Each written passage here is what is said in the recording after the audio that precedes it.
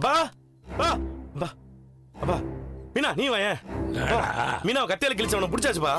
எங்க நிஜமாவா சொல்றீங்க? ஆமா மீனா, நீ கண்ணுல தொக்க மாட்டிட்டான். நேரா அவனை பிடிச்சு கொண்டு போய் போலீஸ்ல விட்டேன். யாரா இது? இந்த சிந்தாமணி தான் பண்ண சொல்லி இருக்காங்க. டேய் என்ன சொல்ற?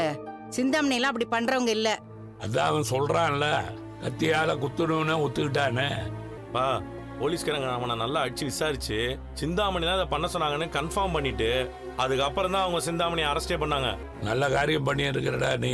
அந்த அம்மா பண்ண தப்புக்கு தண்டனை அனுபவிச்சுதானே பாக்கணும். பரவாயில்ல முத்து, நீங்க போய் தைரியமா அவங்களெல்லாம் புடிச்சிருக்கீங்களே. அந்த மாதிரி ஆட்கள்லாம் எப்பவும் நைஃப் வச்சிருப்பாங்களே. என்ன பண்றது பழகுறல? அன்னைக்கு மீனா எனக்கா அவ உயிரை கொடுக்க தோஞ்சி என் முன்னாடி வந்து நின்னுட்டா. அவன் மாத்தி கிழிச்சிட்டான். இன்னும் கத்தி கொஞ்சம் ஆழமா அவளுக்கு இறங்கி என்ன ஆயிருக்கும். அதனாலதான் என்ன ஆனாலும் பரவாயில்லன்னு ஒரு வெறியில அவனை துரத்தி பிடிச்சிட்டான். போலீஸ்லயும் பிடிச்சி கொடுத்துட்டேன். அதனாலதான் சிந்தாமணி அரெஸ்ட் பண்ணாங்க. பாத்தியா வித்யா, நீ எப்பேற்பட்ட ஆளுகளோட எல்லாம் சாவகாசம் வச்சிருக்கேன்னு. அம்மா அவங்க இப்படி பண்ணிருப்பாங்களாம்மா? என்னால நம்ப முடியலடா. ஒருவேளை அவங்க மேல யாராவது பழிகிழி போட்டுக்கலாம்ல. அதானே நான் சொன்னா நீங்க நம்ப மாட்டீங்களே. அம்மா அதான் குத்துன ஆளே சொல்லிருக்கான்ல, எலெக்ஷன்ல மீனா நீ ஜெயிக்க கூடாதுன்னு தான் இப்படி எல்லாம் பண்ணிருக்காங்க. சிந்தாமணியை அரெஸ்ட் பண்ணதெல்லாம் சரிதான். ஆனா அவ ஒரு அடிப்பட்ட பாம்புங்க, கரம் வச்சுக்கிட்டே இருப்பா. என்ன வச்சாலும் இனிமே ஜெயிலுக்குள்ளதான் வச்சுக்கணும். அவங்க ஏன்டா ஜெயிலுக்கெல்லாம் போறாங்க? அவங்களுக்கு தெரியாது இதுல இருந்து எப்படி வெளில வரணும்னு. அவங்களுக்கு 1000 வழி தெரியும். கூட அத்தனை பேர் இருக்காங்கல்ல. அது என்னமோ உண்மைதான்டா. எப்படியாவது ஜாமீன்ல வந்துருவாங்க, இல்லன்னா ஏதாவது பண்ணி கேஸ்ல இருந்தே வெளியில வந்துருவாங்க. நீ சொல்றது சரிதான் ரவி. அந்த பொம்பளை வெளியே வந்தாலும் சும்மா இருக்க மாட்டான். இதுக்கும் பழி வாங்கணும்னு தான் நினைப்பான். எனக்கு என்னமோ இதெல்லாம் அவங்க பண்ணிருப்பாங்கன்னு தோணல. இவன் தேவையில்லாம அவங்கள மாட்டி விட்டுருக்கான். முத்து சொன்னது எப்பவுமே நம்ப மாட்டேல்ல. ஆண்டி, இந்த மாதிரி ஆளுங்களெல்லாம் கண்டிப்பா பனிஷ் பண்ணியே ஆகணும். அப்பதான் இதை பார்த்துட்டு மத்தவங்க தப்பு பண்ணாம இருப்பாங்க. கொஞ்சம் விட்டுருந்தா மீனாவோட உயிரே போயிருக்கும். இப்போ கூட அந்த சிந்தாமணிக்கு சப்போர்ட் பண்ணிட்டு இருக்கேன். நீ வா மனோஜ். முத்து, அவன் மேல தப்புன்னு வச்சுக்க, அவ சைலண்டா போயிருவா. நீ நல்ல விஷயம் பண்ணியிருந்தாலும் சிந்தாமணி விஷயத்துல கொஞ்சம் ஜாக்கிரதையா இரு. அதெல்லாம் ஒண்ணும் பண்ணி பயப்படாத, நான் பாத்துக்கிறேன். சரி மீனா நீ ஒன்றும் கவலைப்படாத மீனா. அந்த சிந்தாமணியாலாம் நம்மளை ஒன்றும் பண்ண முடியாது. உன்னை கத்தியால கிழிச்சவனை எப்படியாவது பிடிச்சி தண்டனை வாங்கி கொடுக்கணும்னு நினைச்சேன். இப்போ அது காரணமான சிந்தாமணியும் சேர்ந்து மாட்டிக்கிச்சு. இல்லங்க, மாமா சொன்ன மாதிரி சிந்தாமணி நம்ம குடும்பத்தை ஏதாவது பண்ணிட்டா. மீனா இப்பதான் பண்ண தப்புக்கு போலீஸ்ல மாட்டி இருக்குது. கொஞ்சம் பயம் இருக்கும். அப்படியே ஏதாவது திட்டம் போட்டாலும் பாத்துக்கிறேன். நான் இருக்கேன்ல. அப்படி நம்ம குடும்பத்துக்கு ஏதாவது ஆகட்டுறோம்னா என்ன, நீ ஒன்றும் ஃபீல் பண்ணிக்காத. ஆண்டி, இப்பதான் ஆண்டி கேள்விப்பட்டேன். எனக்கு என்ன பண்றதுனே தெரியல. நான் போய் லாயர் யாராச்சும் பார்த்து கூட்டிட்டு வரட்டா? இல்ல வேண்டாம் வேண்டாம் ரோகிணி. ரேகாவோட அப்பா வந்திருக்காரு. இங்க ஒன்றும் பிரச்சனை இல்லை. அவர் பாத்துக்குவாரு. சொல்லுங்க சார். நடந்த கத்தி குத்து சம்பவத்துக்கும் சிந்தாமணி மேடத்துக்கும் எந்த சம்பந்தமும் இல்லை சார். கத்தியில குத்துனவனே அவங்க சொல்லிதான் குத்துனான்னு சொல்றான் சார். இவரும் பூ வியாபாரி தான்.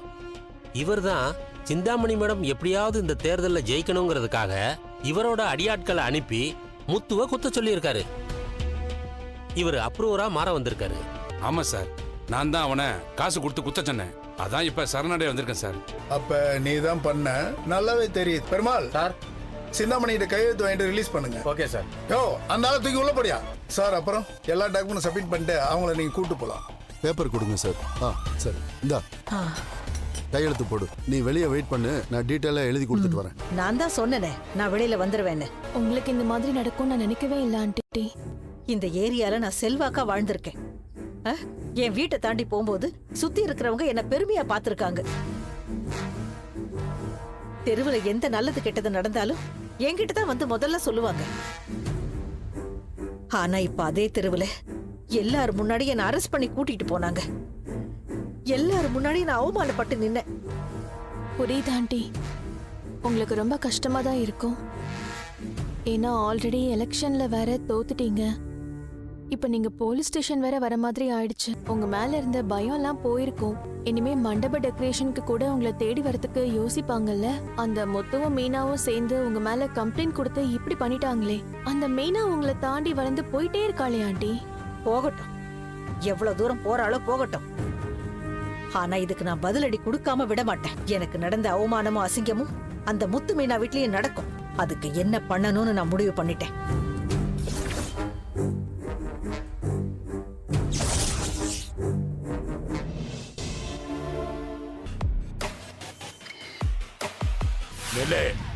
நீ எதுக்கு இங்க வந்த?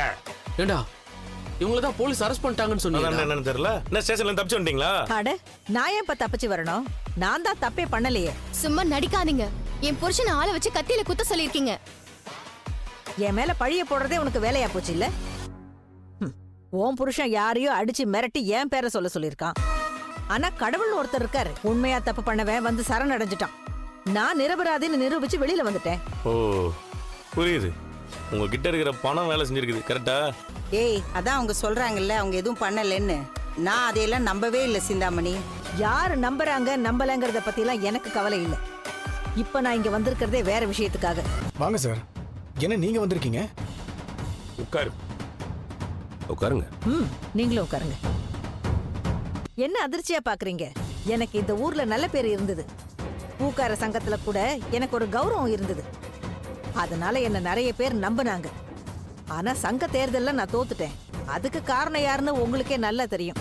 தோக்கடிச்சது யாருன்னு ஊருக்கே தெரியும். அதுக்கப்புறம் நிறைய பேருக்கு என் மேல நம்பிக்கை போயிடுச்சு. என்னை நம்பி ஃபைனான்ஸ் தரத்துக்கும் யாரும் ரெடியா இல்ல. ஆல்ரெடி என்னை நம்பி பணம் கொடுத்தவங்களும் அந்த பணத்தை திரும்ப வாங்க எனக்கு நெருக்கடி கொடுக்குறாங்க. ஒருத்தவங்களை நம்பணும்னா அவங்க கேரக்டர் கரெக்டா இருக்கணும். பதவியை வச்சு மட்டும் தான் நம்புவாங்கன்னா அப்ப பிரச்சனை கேரக்டர்ல தானே.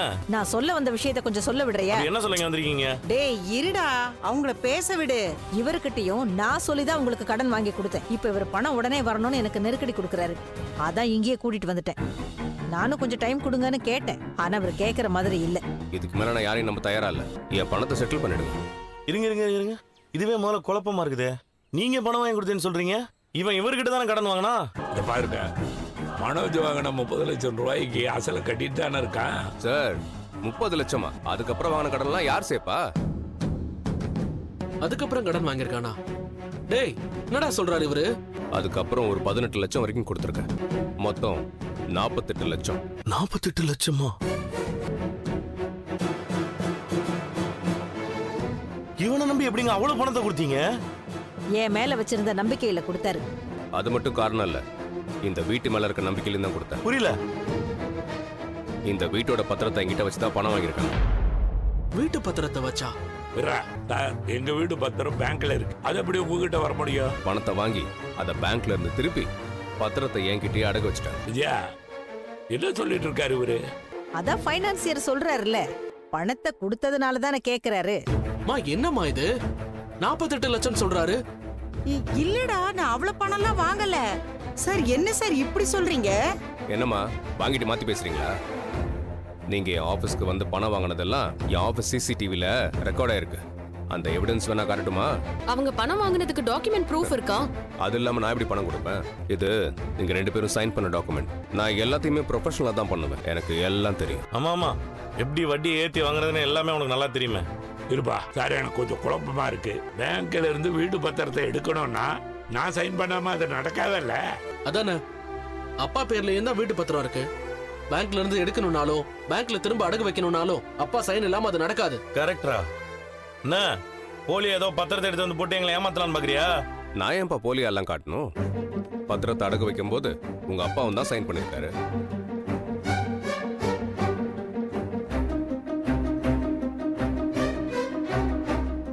சார், நான் எப்ப கையெழுத்து போட்டேன்? இதுல பண்ணிருக்கீங்க பாருங்க சார். இது உங்க கையெழுத்து தானே? உன் கையெழுத்து தான் இருக்கு. நான் கையெழுத்து போடவே இல்லையாடா. நீங்க போடலன்னா அப்ப நான் சைன் பண்ணனா? நீங்க சைன் பண்ண பத்திரம்னு தான் என்கிட்ட கொடுத்தாங்க. அட பாவி, எல்லாம் தெரிஞ்சு இப்படி வந்து போட்டு கொடுத்துட்டானே. விஜயா, என்ன நடக்குதுங்க? இவர் என்ன சொல்லிட்டு இருக்காரு? பேங்க்ல இருந்து எப்படி பத்திரம் வெளியே வந்துச்சு, இவர்கிட்ட எப்படி போச்சு, இதுல எப்படி என் கையெழுத்து வந்துச்சு? கையெழுத்து நீங்க தான் போட்டிருக்கீங்க சார். அதான் எங்க மாமா கையெழுத்து போடலன்னு சொல்றாருல்ல. அப்புறம் எப்படி இதுல அவர் கையெழுத்து வந்துச்சு? இதுல ஏதோ சீட்டிங் நடந்திருக்கு அங்கிள். சார், இது என் கையெழுத்து தான், ஆனா நான் போடல. என்ன சார் இது? பத்திரத்தை வச்சு திரும்ப திரும்ப வந்து பணம் வாங்கியிருக்கீங்க. இப்ப ஏன் கையெழுத்து இல்லைன்னு திரும்ப திரும்ப சொல்லிட்டு இருக்கீங்க. என்ன பார்த்தா முட்டாள் மாதிரி தெரியுதா? 48 லட்சம் எனக்கு வரலன்னா நான் போலீஸ்ல கம்ப்ளைண்ட் கொடுப்பேன். யோ, அதான் அப்பா சைன் போடலன்னு சொல்லிட்டு இருக்காருல, அப்புறம் என்ன? இது நடக்கிற கதை இல்ல. சைனே உங்களது இல்லைன்னு சொல்றீங்க. சிந்தாமணி மேடம், உங்களை நம்பி தான் பணம் கொடுத்தேன். இப்ப பாருங்க, வார்த்தையை மாத்தி பேசுறாங்க.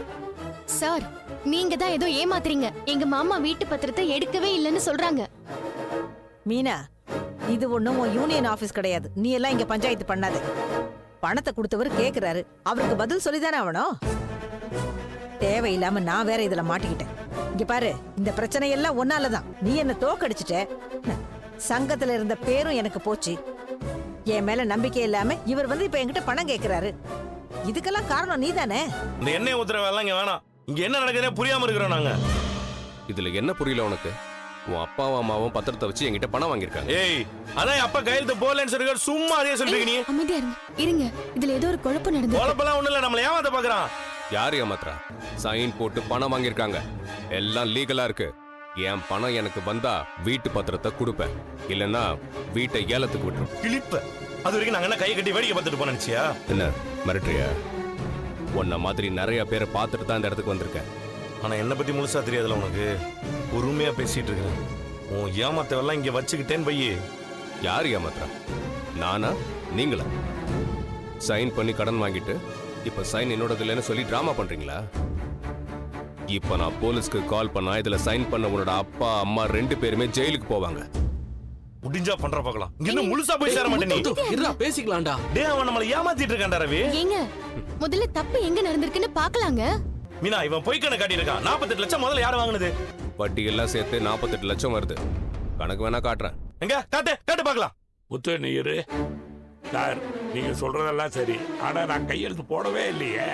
சார், நீங்க சைன் போட்ட பத்திரம்னு தான் சார் உங்க வைஃப் கொண்டு வந்து என்கிட்ட கொடுத்தாங்க. பா, தப்பு எங்க நடந்திருக்குன்னு இப்பதான் புரியுது. டேய், என்னடா பண்ணி வச்சிருக்க? இது உன் வேலை தானா? இல்ல, நான் எதுவும் பண்ணல. சொல்டா, என்னடா பண்ண? அப்பா கையெழுத்து எப்படி அதுல வந்துச்சு? டேய் மனோஜ், உண்மையை சொல்லு. நீதான் அப்பா சைனை போட்டியா? இல்லடா, அது வந்து நான். டேய், பாறா அப்பா பாறா எப்படி உட்கார்ந்திருக்காரு பாறா. உன்னால கண்ட முன்னாடி எல்லாம் தலை குடிச்சு உட்கார்ந்திருக்காரா அவரு. மரியாதையா சொல்லிடு, நீ தானே கையெழுத்து போட்ட? சொல்டா சொல்டா. ஆமாடா, அப்பாவோட கையெழுத்தை நான் தான் போட்டேன். டேய், இது எவ்வளவு பெரிய ஃபோர்ஜரி தெரியுமா? நீ கடன் வாங்க அப்பாவோட சைன் போடுவியாடா? டேய், அம்மா சொல்லி தானே நான் போட்டேன். அவன் சொல்றதெல்லாம் உண்மையா? அது ஐயோ அங்கிள், மாமா. ஏன் இத்தனை வருஷம் உழைப்பு எடுத்துட்டு ஓடுன, இப்ப என் கையெழுத்தையும் போட்டு என்ன கடன்காரன் ஆக்கிட்டிய.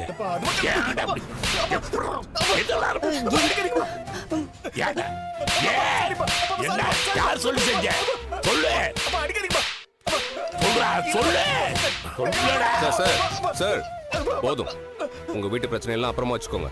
எனக்கு என்னோட 48 லட்சம் இப்ப வந்தாகணும். ஹலோ, அங்கிளோட சைனா மனோஜ் போட்டிருக்காரு. இந்த டாக்குமெண்டே செல்லாது. அதெல்லாம் எனக்கு தெரியாது. என்கிட்ட டாக்குமெண்ட் இருக்கு. எனக்கு என் 48 லட்சம் வரணும். அதை எடுத்து வைங்க, இல்லைன்னா நான் வீட்டை ஏலத்துக்கு விட்டு பணத்தை எடுத்துக்கிறேன். நீ, உன் பொண்டாட்டி, உன் அப்பா அம்மான்னு எல்லாரும் சைன் பண்ணுங்க. இந்த தடவையாவது ஒரிஜினல் சைன் போடுங்க. எங்க நாம